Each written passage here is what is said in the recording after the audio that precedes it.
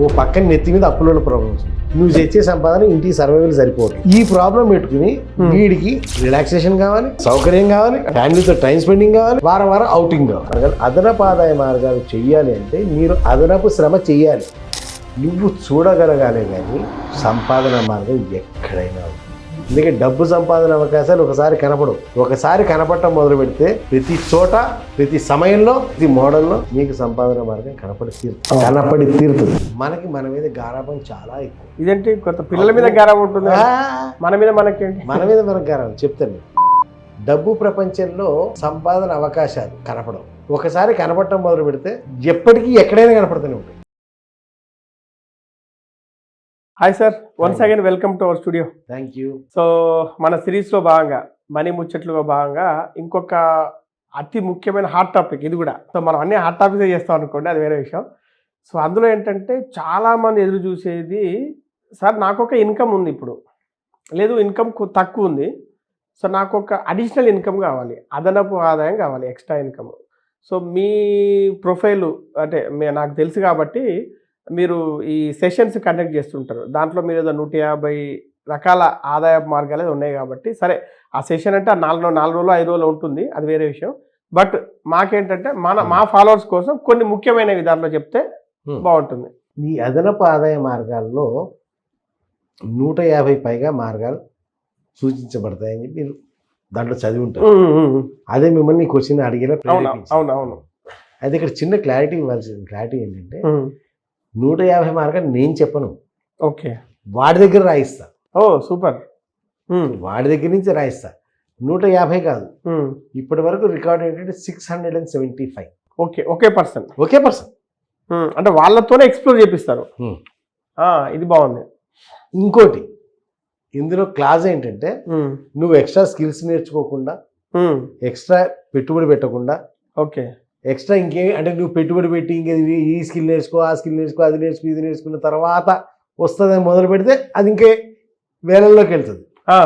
As it ఈస్గా ఇప్పుడు ఎట్లా ఉన్నావో యాజ్ ఇట్ ఈస్గా నీకున్న స్కిల్స్, నీకున్న ఎబిలిటీస్, నీకున్న రిసోర్సెస్ తోటి యాజ్ ఇట్ ఈస్గా నువ్వు 150 అదనపు ఆదాయ మార్గాలు యాజ్ అండ్ వేర్ కండిషన్ అంటాం కదా. అదే యాజ్ ఇట్ ఈస్ అంటే ఎక్కడ ఉన్నది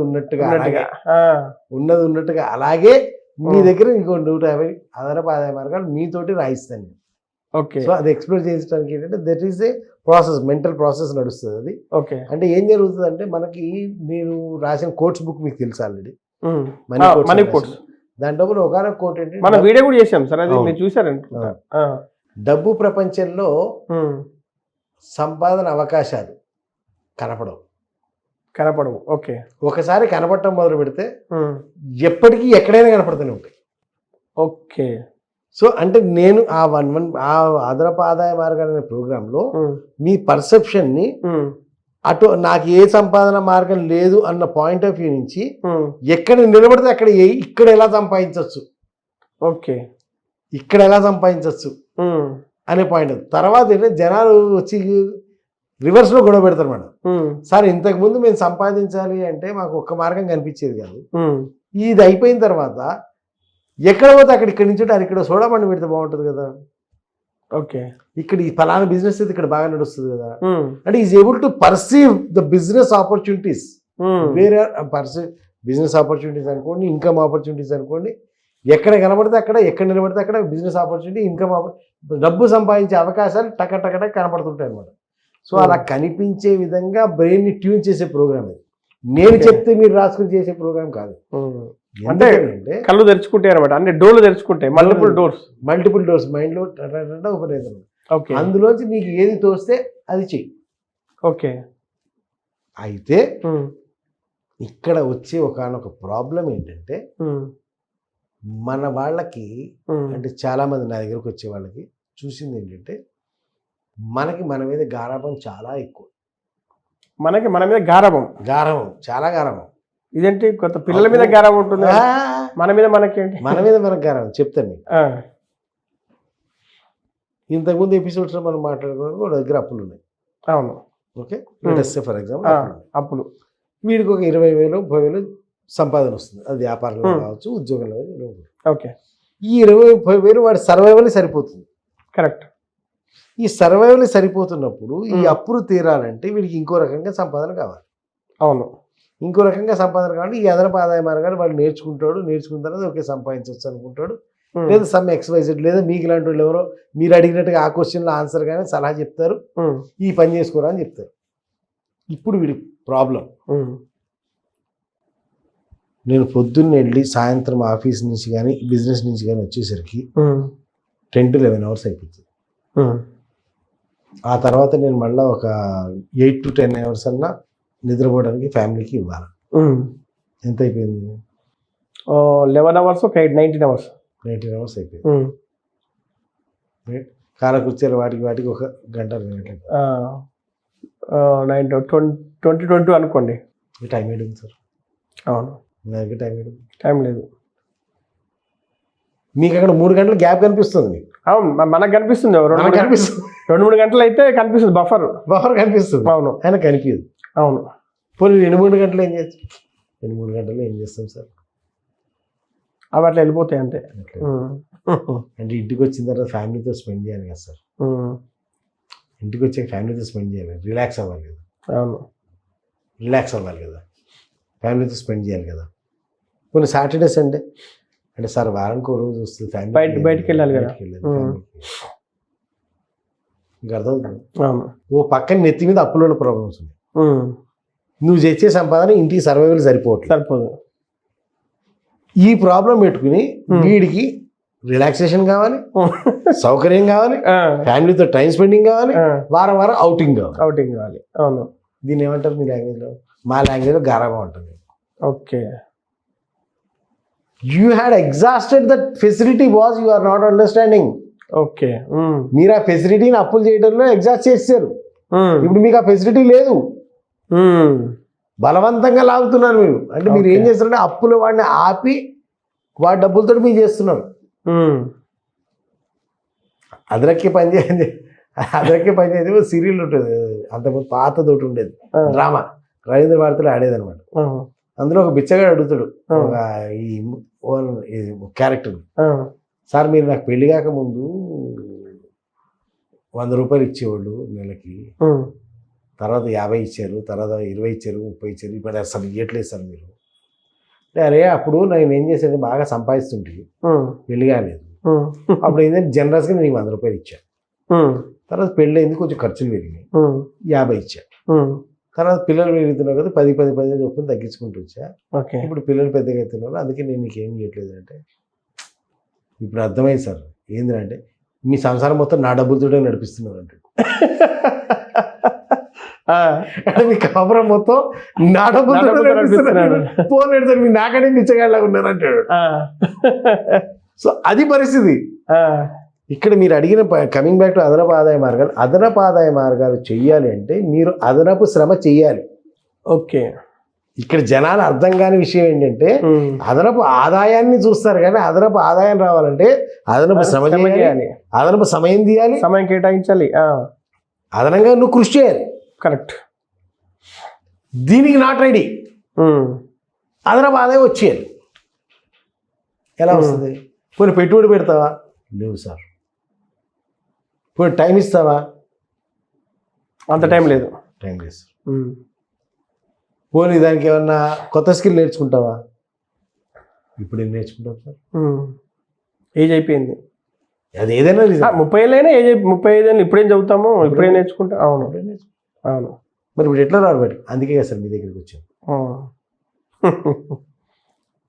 సో ఇక్కడ ఏంటి జరుగుతుంది, ఈ పర్సెప్షన్ మారి 150 మార్గాలు మేము రాయించిన తర్వాత ఇక్కడ ఏమవుతుందంటే ఈ 150 మార్గాలు మీరే రాశారు. ఓకే. మీరు రాసినప్పుడు ఎలా రాస్తారు? మీ పరిస్థితిని దృష్టిలో పెట్టుకుని రాస్తారు. సమయం విషయంలో కానీ, శ్రమ విషయంలో కానీ, డబ్బు విషయంలో కానీ మీ పరిస్థితిని దృష్టిలో పెట్టుకుని రాస్తారు. అంటే ఒక్కొక్కరి పరిస్థితులు ఒకలాగా ఉంటాయి, కానీ మీరు పర్ఫెక్ట్గా రాస్తారు.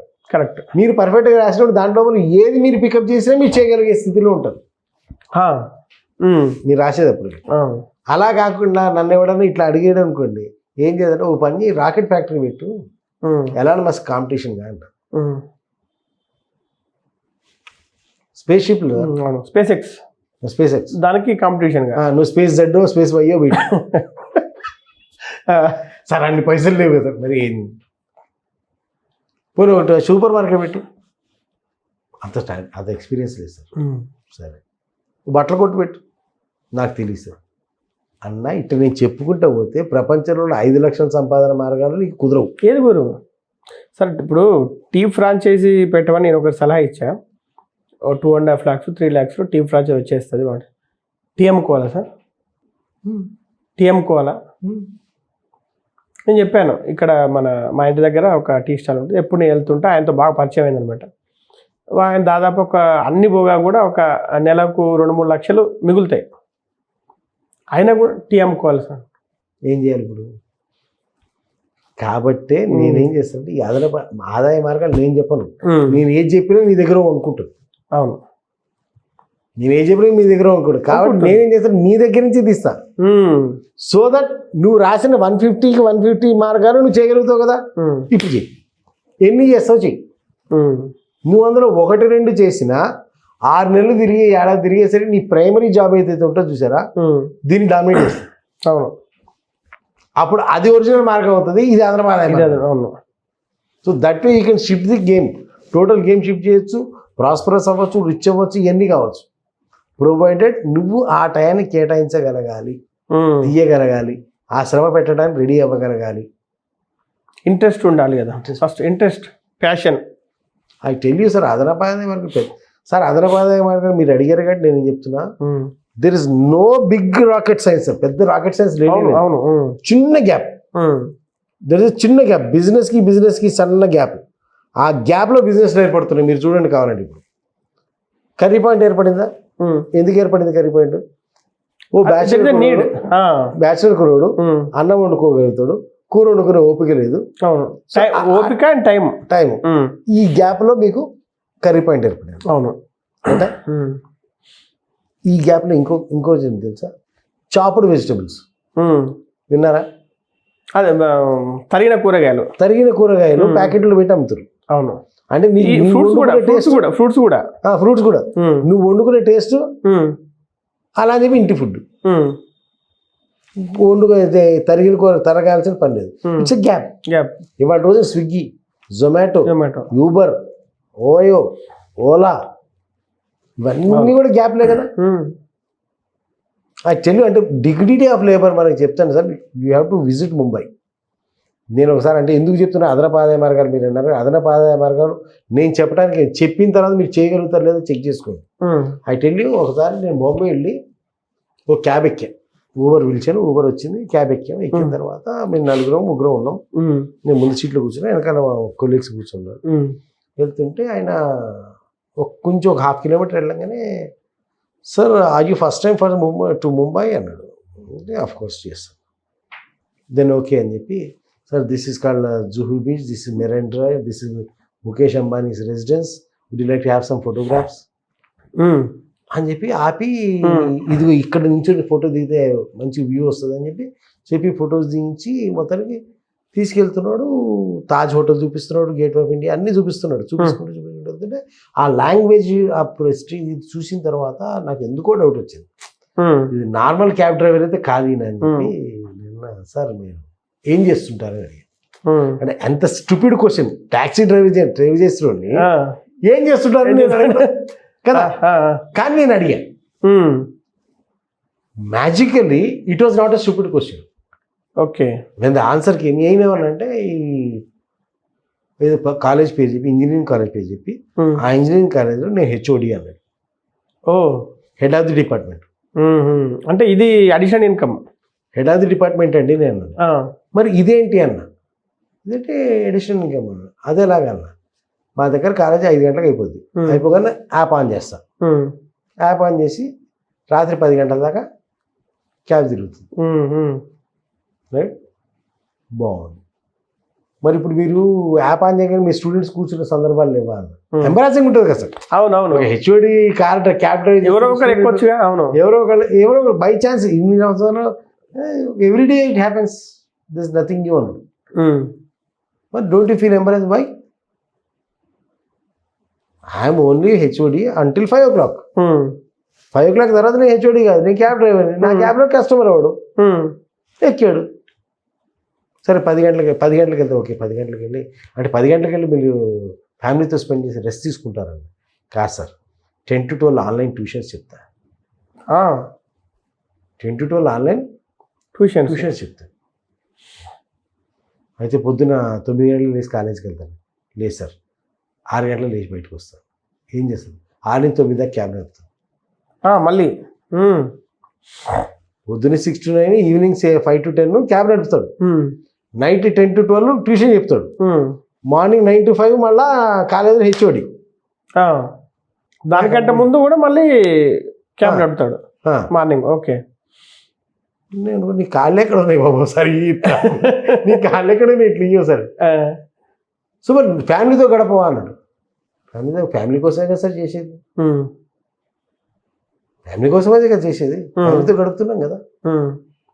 ఇప్పుడు ఫ్యామిలీతో నేను సమయాన్ని గడపడం కంటే వాళ్ళకి సౌకర్యాలు కలిగించడం అనేది నా ప్రాధాన్యత.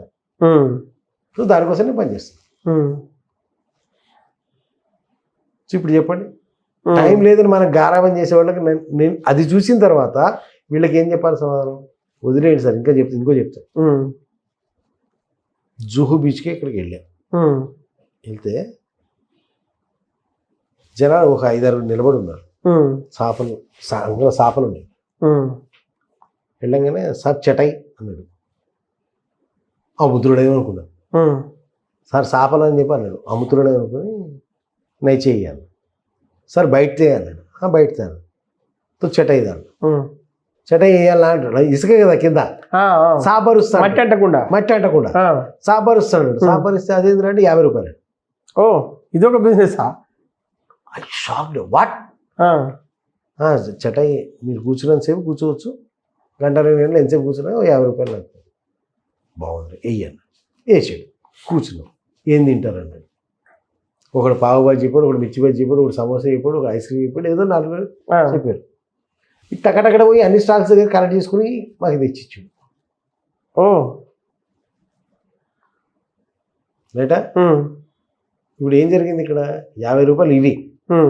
ఆ ఒక్కొక్క స్టాల్ దగ్గర వాడికి రెగ్యులర్ కస్టమర్ కాబట్టి కొంచెం కమిషన్, అక్కడ కమిషన్ న్యాచురల్ కమిషన్ మాట్లాడుకున్నాడు. లేకపోతే అక్కడ పోయి ఎందుకు ఇస్తాడు?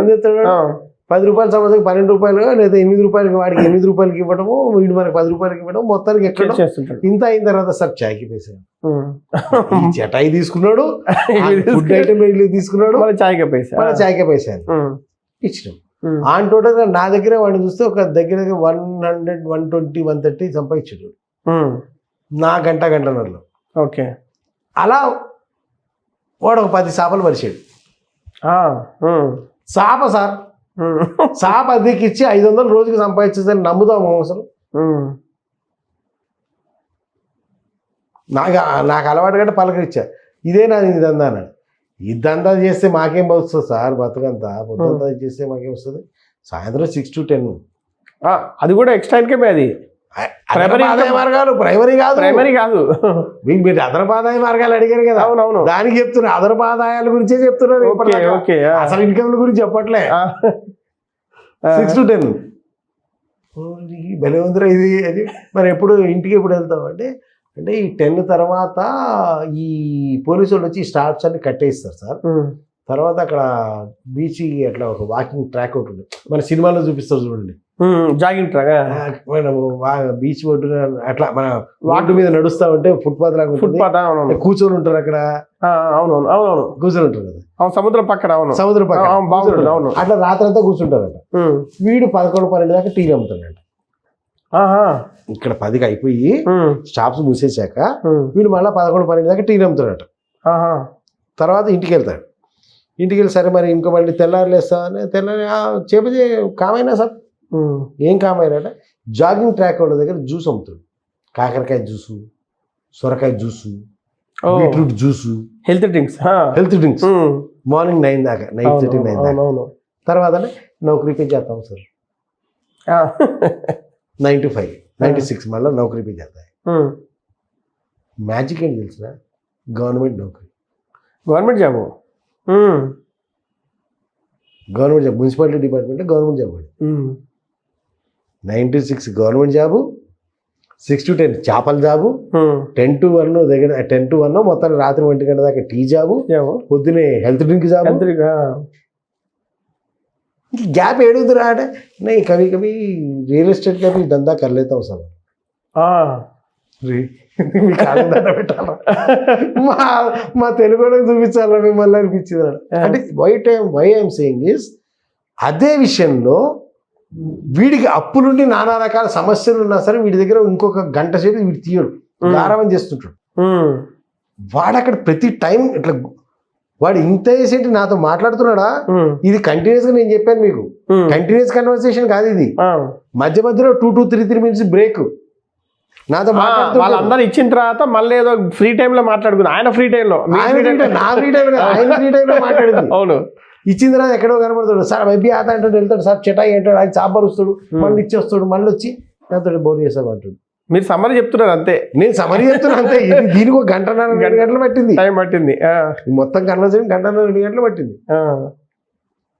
చూసి నాకు అనిపించింది వీడికి అదనపాదాయ మార్గం నేను నేర్పాలన్నా నేను నేర్చుకోవాలన్నా అవును so that is the point అక్కడి నుంచి నాకు క్రియేట్ అయిన ఐడియాలు కనమాట అంటే నువ్వు చూడగలగాలే కానీ చాలా ఉంటాయి సంపాదన మార్గం ఎక్కడైనా ఎక్కడైనా సంపాదన మార్గం అందుకే మనము ఎక్స్ప్లోర్ చేయండి అంటే ఎక్స్ప్లోర్ చేయాలి sir.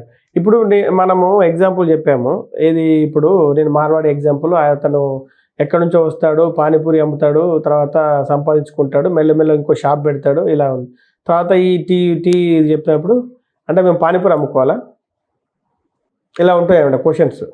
This is what I'm saying అంటే ఇక్కడ పాయింట్ ఏంటంటే వీడికి ఆ అప్పులతో బాధపడటానికి రెడీ ఆర్థికంగా ఇబ్బందులు పడటానికి రెడీ కానీ దాన్ని సొల్యూషన్కి మటుకు నాట్ రెడీ.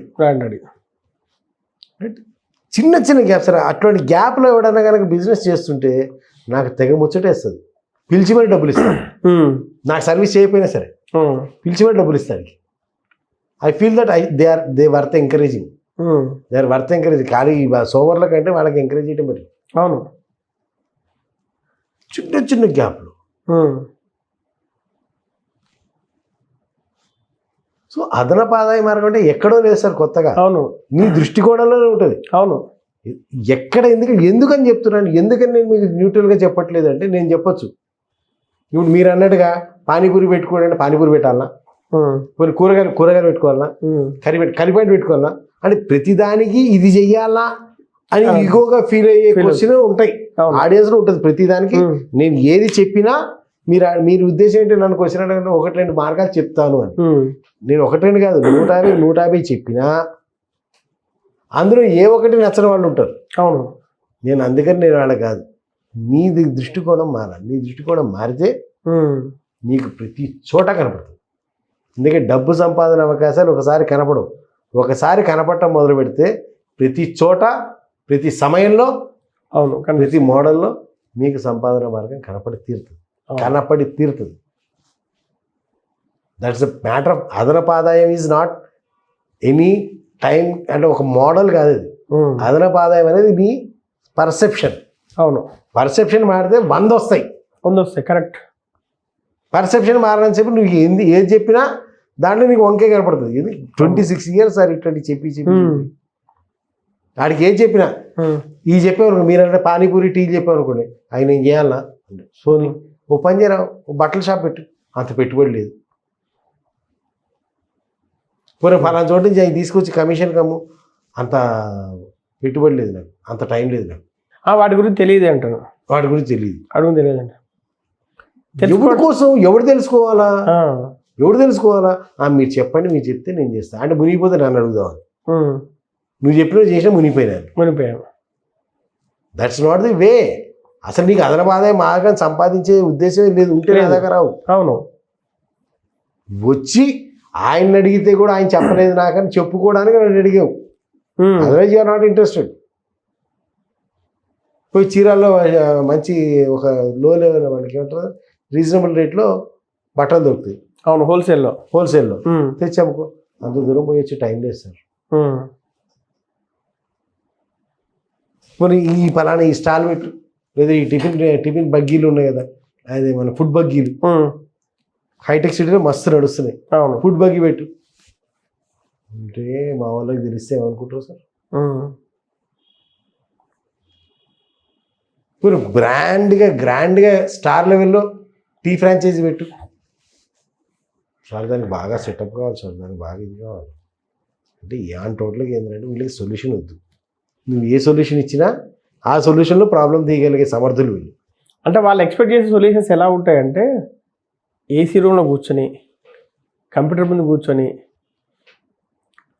దాంట్లో ఏమైనా ఎక్స్ట్రా ఇన్కమ్ వచ్చేటువంటి చెప్తేనేమో హ్యాపీ అనమాట. అప్పుడు దాంట్లో ఏంటంటే బట్టన్ అలగదు, ఇది అది కూడా ఇంట్రెస్ట్ ఉండదు. దాన్ని నేర్చుకోవాలి. అవును, దానికి స్కిల్ కావాలి. నేర్చుకోవాలి. అవును, నేర్చుకోవాలంటే డబ్బులు ఖర్చు పెట్టాలి, టైం పెట్టాలి. ఇప్పుడు అది లేకనే కదా. అవును, ఇప్పుడు డబ్బులు లేక నీ దగ్గరికి వచ్చాము. సమయం అంటే లేదు, ఫ్యామిలీకి పెట్టాలి, రిలాక్స్ అవ్వాలి.